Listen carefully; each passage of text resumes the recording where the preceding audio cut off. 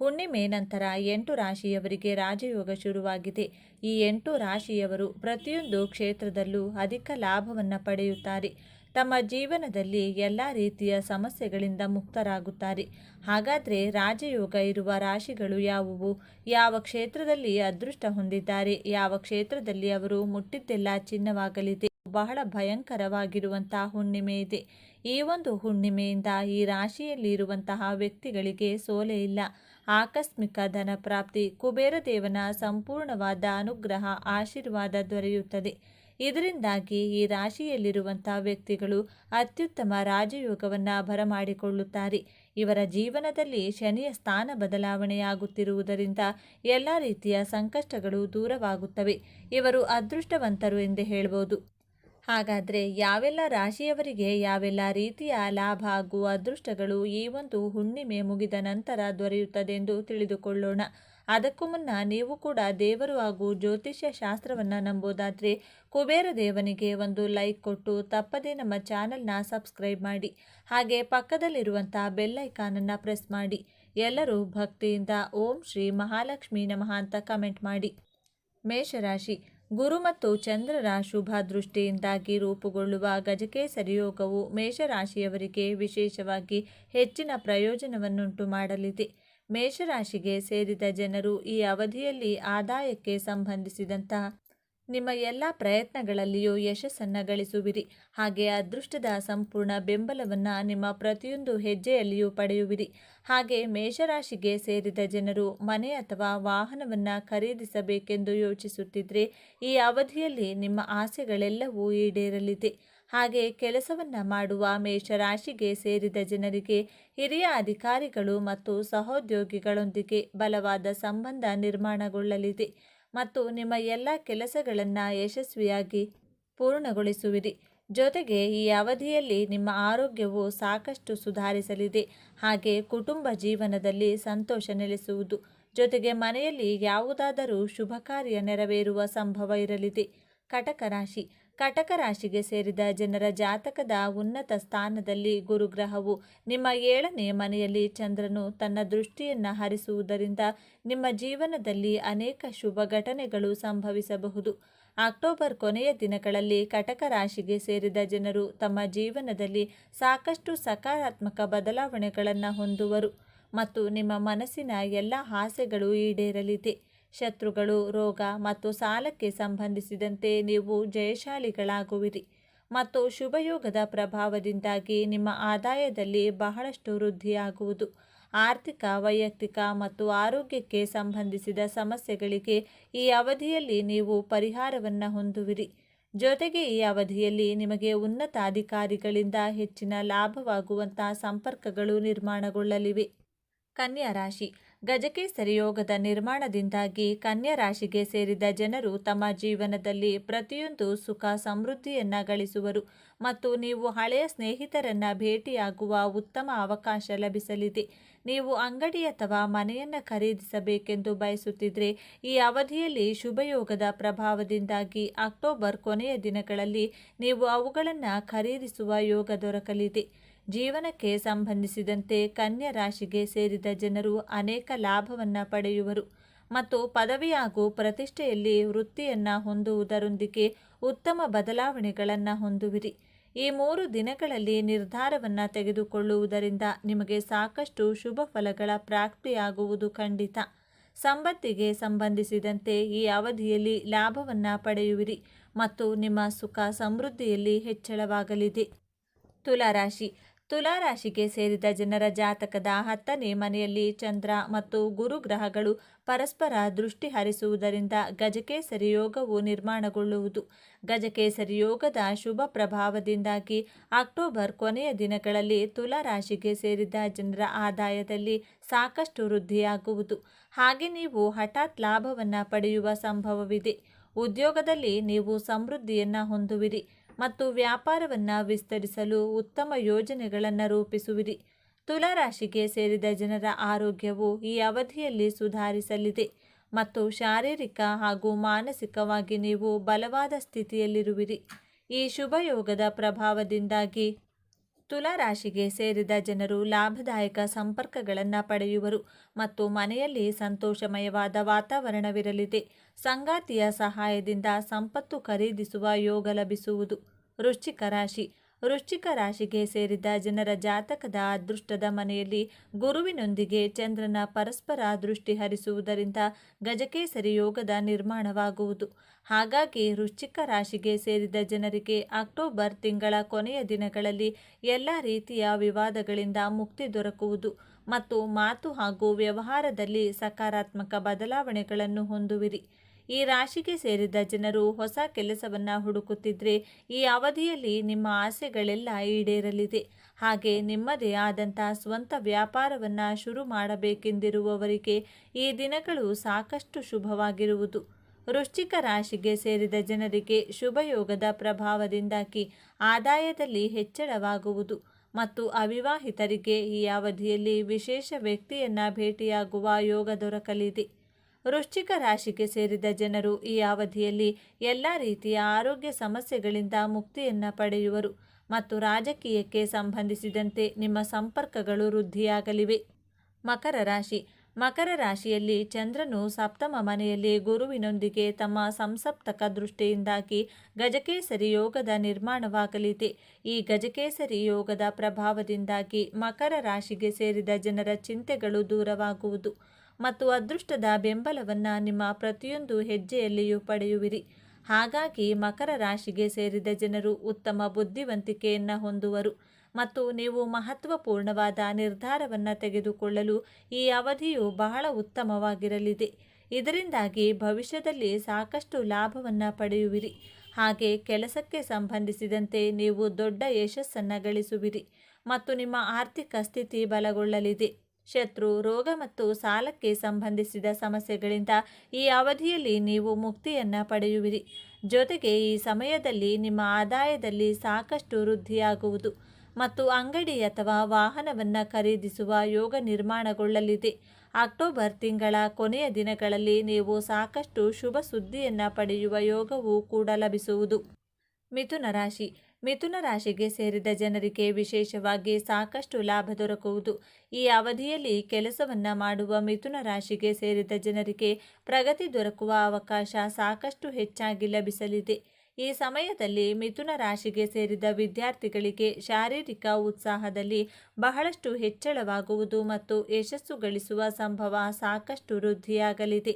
ಈ ಅವಧಿಯಲ್ಲಿ ಮಿಥುನ ರಾಶಿಗೆ ಸೇರಿದ ವ್ಯಾಪಾರವನ್ನು ಮಾಡುವ ಜನರಿಗೆ ಹೆಚ್ಚಿನ ಲಾಭವನ್ನು ಪಡೆಯಲು ಉತ್ತಮ ಅವಕಾಶಗಳ ಪ್ರಾಪ್ತಿ ಕೂಡ ಆಗುವುದು. ಮಂಗಳನ ಶುಭ ಪ್ರಭಾವದಿಂದಾಗಿ ಮಿಥುನ ರಾಶಿಗೆ ಸೇರಿದ ಜನರು ತಮ್ಮ ಕಠಿಣ ಪರಿಶ್ರಮಕ್ಕೆ ತಕ್ಕ ಪ್ರತಿಫಲವನ್ನು ಈ ಸಂದರ್ಭದಲ್ಲಿ ಪಡೆಯಲಿದ್ದಾರೆ. ಬುಧನ ನಕ್ಷತ್ರದಲ್ಲಿ ಮಂಗಳನ ಸಂಚಾರದಿಂದಾಗಿ ನಿಮ್ಮ ಮನೆಯಲ್ಲಿ ಸುಖ ಸಮೃದ್ಧಿ ಹೆಚ್ಚಾಗುವುದು. ಜೊತೆಗೆ ಶಾಂತಿಯುತ ವಾತಾವರಣ ಇರುವುದರಿಂದ ಸಾಕಷ್ಟು ಸಕಾರಾತ್ಮಕ ಫಲಿತಾಂಶಗಳನ್ನು ಈ ಸಂದರ್ಭದಲ್ಲಿ ಮಿಥುನ ರಾಶಿಗೆ ಸೇರಿದ ಜನರು ಪಡೆಯಲಿದ್ದಾರೆ.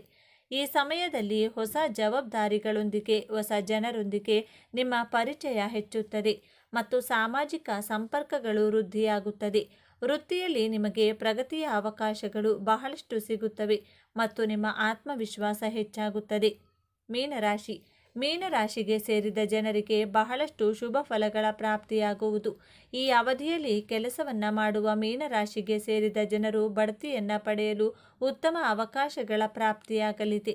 ಹಾಗೆ ನಿಮ್ಮ ಆದಾಯದಲ್ಲಿ ಸಾಕಷ್ಟು ಹೆಚ್ಚಳವಾಗುವುದರೊಂದಿಗೆ ನಿಮಗೆ ಧನಸಂಪತ್ತಿನ ಕೊರತೆ ಉಂಟಾಗುವುದಿಲ್ಲ. ಈ ಸಂದರ್ಭದಲ್ಲಿ ನಿಮ್ಮ ಕಷ್ಟಗಳೆಲ್ಲ ದೂರವಾಗಲಿದೆ. ಮಂಗಳನ ಶುಭ ಪ್ರಭಾವದಿಂದಾಗಿ ಮೀನರಾಶಿಗೆ ಸೇರಿದ ಜನರ ಆತ್ಮವಿಶ್ವಾಸದಲ್ಲಿ ಸಾಕಷ್ಟು ಹೆಚ್ಚಳವಾಗುವುದು ಮತ್ತು ಅದೃಷ್ಟದ ಸಂಪೂರ್ಣ ಬೆಂಬಲವನ್ನು ಈ ರಾಶಿಗೆ ಸೇರಿದ ಜನರು ತಮ್ಮ ಪ್ರತಿ ಹೆಜ್ಜೆಯಲ್ಲಿ ಪಡೆಯಲಿದ್ದಾರೆ. ಮೀನರಾಶಿಗೆ ಸೇರಿದ ಜನರು ಈ ಅವಧಿಯಲ್ಲಿ ಶಾರೀರಿಕವಾಗಿ ಉತ್ತಮ ಸಾಮರ್ಥ್ಯವನ್ನು ಹೊಂದುವರು. ಹಾಗೆ ಮಂಗಳನ ನಕ್ಷತ್ರ ಬದಲಾವಣೆಯಿಂದಾಗಿ ಮೀನರಾಶಿಗೆ ಸೇರಿದ ಜನರ ಮನೆಯಲ್ಲಿ ಸುಖ ಶಾಂತಿ ಹೆಚ್ಚಾಗಿ ನೆಲೆಸುವುದು. ಜೊತೆಗೆ ಕೆಲಸವನ್ನು ಮಾಡುವ ಈ ರಾಶಿಯವರಿಗೆ ಪ್ರಗತಿಗಾಗಿ ಅತ್ಯುತ್ತಮವಾದ ಅವಕಾಶಗಳು ಈ ಸಂದರ್ಭದಲ್ಲಿ ಗೋಚರಿಸಲಿದೆ. ಕುಟುಂಬದಲ್ಲಿ ಯಾರಿಗಾದರೂ ಆರೋಗ್ಯ ಸಂಬಂಧಿತ ಸಮಸ್ಯೆ ಇದ್ದರೆ ಅವರಿಗೆ ಪರಿಹಾರ ದೊರೆಯುತ್ತದೆ ಮತ್ತು ಕುಟುಂಬದೊಂದಿಗೆ ಯಾವುದಾದರೂ ತೀರ್ಥ ಸ್ಥಳಕ್ಕೆ ಹೋಗಲು ಯೋಜನೆಯನ್ನು ರೂಪಿಸುವಿರಿ. ಈ ಅವಧಿಯಲ್ಲಿ ಕುಟುಂಬದ ಯಾರಾದರೂ ಸದಸ್ಯರಿಗೆ ವಿವಾಹದ ಯೋಗ ದೊರಕಬಹುದು. ಈ ಮಾಹಿತಿ ನಿಮಗೆ ಇಷ್ಟವಾಗಿದೆ ಎಂದು ನಾನು ಭಾವಿಸ್ತೇನೆ. ಈ ಮಾಹಿತಿಯನ್ನು ಲೈಕ್ ಮಾಡಿ, ಶೇರ್ ಮಾಡಿ, ನಮ್ಮ ಚಾನೆಲ್ನ ತಪ್ಪದೇ ಸಬ್ಸ್ಕ್ರೈಬ್ ಮಾಡ್ಕೊಳ್ಳಿ. ಒಂದೊಳ್ಳೆ ಮಾಹಿತಿಯೊಂದಿಗೆ ಪುನಃ ಭೇಟಿಯಾಗೋಣ. ಅಲ್ಲಿಯವರೆಗೂ ನೋಡ್ತಾ ಇರಿ ನಮ್ಮ ಚಾನಲ್. ಎಲ್ಲರಿಗೂ ಭಕ್ತಿಯಿಂದ ಓಂ ಶ್ರೀ ಶನೇಶ್ವರ ನಮಃ ಅಂತ ಕಮೆಂಟ್ ಮಾಡಿ. ಈ ಶಕ್ತಿಶಾಲಿ ಹುಣ್ಣಿಮೆ ದಿನದಂದು ಒಮ್ಮೆಯಾದರೂ ತೆಂಗಿನಕಾಯಿಯೊಂದಿಗೆ ಹೀಗೆ ಮಾಡಬೇಕು. ಹೀಗೆ ಮಾಡೋದ್ರಿಂದ ಅಪಾರ ಧನಲಾಭವಾಗುತ್ತದೆ. ತೆಂಗಿನಕಾಯಿಯೊಂದಿಗೆ ಹೀಗೆ ಮಾಡಿದರೆ ನಿಮ್ಮ ಹಣೆಬರಹ ಬದಲಾಗುತ್ತದೆ, ಅಪಾರ ಧನಲಾಭವಾಗುತ್ತದೆ. ತೆಂಗಿನಕಾಯಿಯೊಂದಿಗೆ ದೀಪವನ್ನು ಬೆಳಗಿಸಿದರೆ ಕೋಟಿ ಪೂಜೆಗಳ ಪುಣ್ಯ ಫಲವನ್ನು ಪಡೆಯಬಹುದು ಎಂದು ಶಾಸ್ತ್ರಗಳು ಹೇಳುತ್ತವೆ. ಸಕಲ ಸಂಪತ್ತುಗಳನ್ನು ತರುವ ದೀಪವೇ ತೆಂಗಿನಕಾಯಿಯಿಂದ ಬೆಳಗಿಸುವ ದೀಪ. ಈ ದೀಪವನ್ನು ಬೆಳಗಿಸುವುದರಿಂದ ನೀವು ಅನೇಕ ಶುಭ ಫಲಿತಾಂಶಗಳನ್ನು ಪಡೆಯಬಹುದು. ಜೀವನದಲ್ಲಿ ಒಮ್ಮೆಯಾದರೂ ತೆಂಗಿನಕಾಯಿಯಿಂದ ದೀಪವನ್ನು ಬೆಳಗಿಸಬೇಕು ಎಂದು ಪುರಾಣಗಳು ಹೇಳುತ್ತವೆ. ಮನೆಗೆ ಯಾವುದೇ ಕಷ್ಟಗಳಿದ್ದರೂ ನಿಮ್ಮ ಎಲ್ಲ ಕಷ್ಟಗಳನ್ನು ನಿವಾರಿಸಲು ಕುಟುಂಬ ಸಮಸ್ಯೆಗಳು, ಅನಾರೋಗ್ಯ ಸಮಸ್ಯೆಗಳು, ಹಣದ ಸಮಸ್ಯೆಗಳು, ಸಾಲದ ತೊಂದರೆಗಳು, ಹೀಗೆ ಯಾವುದೇ ಸಮಸ್ಯೆಯಾದರೂ ಒಮ್ಮೆ ಆದರೂ ಈ ದೀಪವನ್ನು ಬೆಳಗಿಸಿ ನೋಡಿ. ಖಂಡಿತವಾಗಿಯೂ ನಿಮ್ಮ ಸಮಸ್ಯೆಗಳು ದೂರವಾಗುತ್ತವೆ.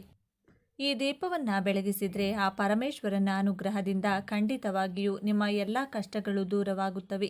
ನೀವು ಬಯಸಿದ ಆಸೆಗಳು ಈಡೇರುತ್ತವೆ. ತೆಂಗಿನಕಾಯಿ ದೀಪವನ್ನು ಬೆಳಗಿಸಬೇಕು ಅಂದರೆ ಯಾವ ನಿಯಮಗಳನ್ನು ಪಾಲಿಸಬೇಕು ಎಂಬುದರ ಬಗ್ಗೆ ಈಗ ನಾವು ಈ ವಿಡಿಯೋ ಮೂಲಕ ವಿವರವಾಗಿ ತಿಳಿದುಕೊಳ್ಳೋಣ.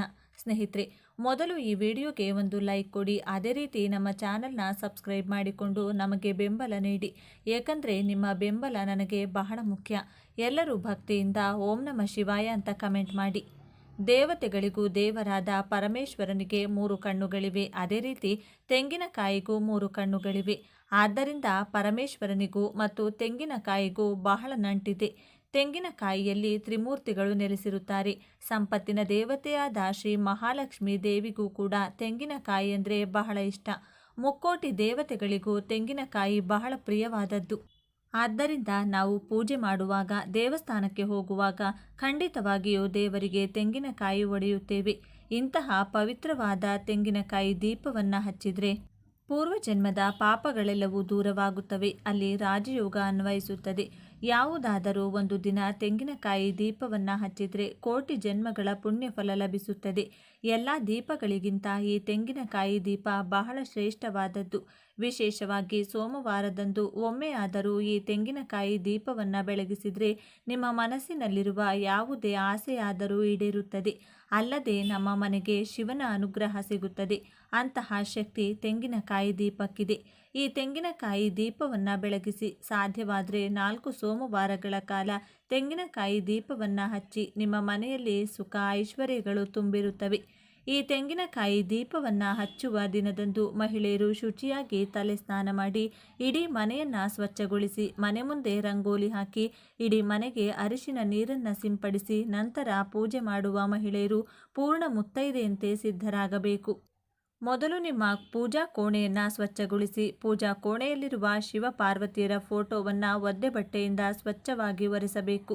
ನಂತರ ಶಿವ ಪಾರ್ವತಿಯರ ಫೋಟೋ ಗಂಧದ ತಿಲಕವನ್ನು ಇಡಿ.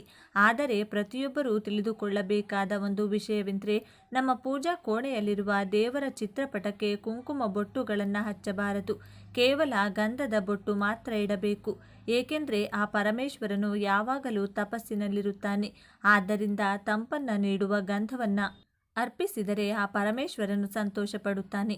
ಆದ್ದರಿಂದ ಪೂಜಾ ಕೋಣೆಯಲ್ಲಿರುವ ಶಿವ ಪಾರ್ವತಿಯರ ಫೋಟೋಕ್ಕೆ ಯಾವಾಗಲೂ ಗಂಧದ ಬೊಟ್ಟು ಮಾತ್ರ ಇಡಿ. ಪರಮೇಶ್ವರನಿಗೆ ಇಷ್ಟವಾದ ಹೂಗಳಿಂದ ಶಿವಪಾರ್ವತಿಯರನ್ನು ಸಂಪೂರ್ಣವಾಗಿ ಅಲಂಕರಿಸಿ. ಬಿಲ್ವಪತ್ರೆಯು ಶಿವನಿಗೆ ಬಹಳ ಪ್ರಿಯವಾದದ್ದು. ಆದ್ದರಿಂದ ತೆಂಗಿನಕಾಯಿ ದೀಪವನ್ನು ಬೆಳಗಿಸುವಾಗ ಶಿವನಿಗೆ ಇಷ್ಟವಾದ ಬಿಲ್ವಪತ್ರೆಗಳನ್ನು ಹಾಗೆ ಬಿಳಿ ಹೂಗಳನ್ನು ಅರ್ಪಿಸುವುದರಿಂದ ನೀವು ಮಾಡುವ ಪೂಜೆಗೆ ತ್ರಿಗುಣ ಪುಣ್ಯಫಲ ಲಭಿಸುತ್ತದೆ. ಬಿಲ್ವಪತ್ರೆ ಲಭ್ಯವಿಲ್ಲದವರು ಬಿಳಿ ಎಕ್ಕದ ಹೂಗಳನ್ನು ನೇರವಾಗಿ ಬಳಸಬಹುದು. ಸಣ್ಣ ಮಲ್ಲಿಗೆ ಹೂಗಳು, ಪಾರಿಜಾತ ಹೂಗಳು ಅಥವಾ ಶಂಖಪುಷ್ಪಗಳನ್ನು ಶಿವನಿಗೆ ಅರ್ಪಿಸಿ. ನಿಮಗೆ ಲಭ್ಯವಿರುವ ಹೂಗಳಿಂದ ಶಿವನನ್ನು ಪೂಜಿಸಿ. ವ್ಯಾಪಾರ ಮಾಡುವವರು ಗಣಗಲೆ ಹೂಗಳಿಂದ ಶಿವನನ್ನು ಪೂಜಿಸಿದರೆ ನಿಮ್ಮ ವ್ಯಾಪಾರವು ಉತ್ತಮವಾಗಿ ಅಭಿವೃದ್ಧಿ ಹೊಂದುತ್ತದೆ. ಶಂಖಪುಷ್ಪದಿಂದ ಶಿವನನ್ನು ಪೂಜಿಸಿದರೆ ಹಣದ ಸಮಸ್ಯೆಗಳೆಲ್ಲವೂ ನಿವಾರಣೆಯಾಗುತ್ತವೆ. ನಿಮ್ಮ ಮನೆಗೆ ಅಪಾರ ಸಂಪತ್ತು ಬರುತ್ತದೆ. ಎಕ್ಕದ ಹೂಗಳಿಂದ ಶಿವನನ್ನು ಪೂಜಿಸಿದರೆ 7 ತಲೆಮಾರುಗಳವರೆಗೂ ಐಶ್ವರ್ಯ ಪ್ರಾಪ್ತಿಯಾಗುತ್ತದೆ. ಬೆಲ್ಲದ ಹಣ್ಣನ್ನು ಶಿವನಿಗೆ ಅರ್ಪಿಸಿದರೆ ಪುತ್ರ ಸಂತಾನ ಪ್ರಾಪ್ತಿಯಾಗುತ್ತದೆ. ಈ ರೀತಿಯಾಗಿ ವಿವಿಧ ರೀತಿಯ ಹೂಗಳಿಂದ ಶಿವ ಪಾರ್ವತಿಯರ ಚಿತ್ರಗಳನ್ನು ಸುಂದರವಾಗಿ ಅಲಂಕರಿಸಿ ಶಿವನ ಚಿತ್ರದ ಎದುರು ಅಷ್ಟದಳ ಪದ್ಮ ರಂಗೋಲಿ ಹಾಕಿ ಅದರ ಮೇಲೆ ಅರಿಶಿನ ಕುಂಕುಮ ಹಾಕಿ ರಂಗೋಲಿಯ ಮೇಲೆ ಒಂದು ತಟ್ಟೆ ಅಥವಾ ಒಂದು ವಿಸ್ತಾರಕ್ಕೂ ಇಡಿ. ಸ್ಟೀಲ್ ತಟ್ಟೆಗಳನ್ನು ಮಾತ್ರ ಬಳಸಬಾರದು.